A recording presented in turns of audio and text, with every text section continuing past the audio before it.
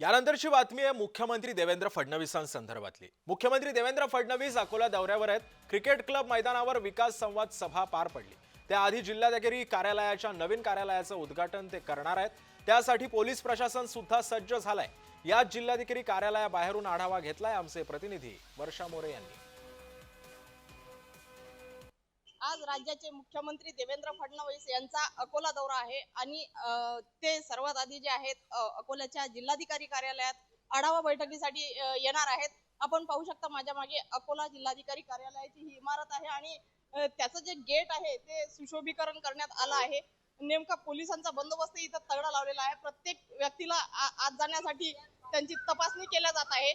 पोलिसांकडून काटेकोरपणे त्या व्यक्तींची चौकशी करून आणि तपासणी करून आतमध्ये सोडण्यात येत आहे। जे आढावा बैठक होणार आहे ते मुख्यमंत्र्यांची जी आहे ती नियोजन भवनचं उद्घाटन देखील त्यांच्या हस्ते होणार आहे। तशाच प्रकारे वेगवेगळ्या इमारतीचं उद्घाटन सुद्धा त्यांच्या हस्ते होणार आहे। त्यानंतर दुपारच्या सुमारास जे आहे त्यांची अकोला क्रिकेट क्लब येथे सभा होणार आहे। त्या सभेमध्ये जे आहे 10,000च्या वर लोक बसतील अशी व्यवस्था देखील करण्यात आली आहे। 3 डोम त्या ठिकाणी उभारण्यात आलेले आहेत।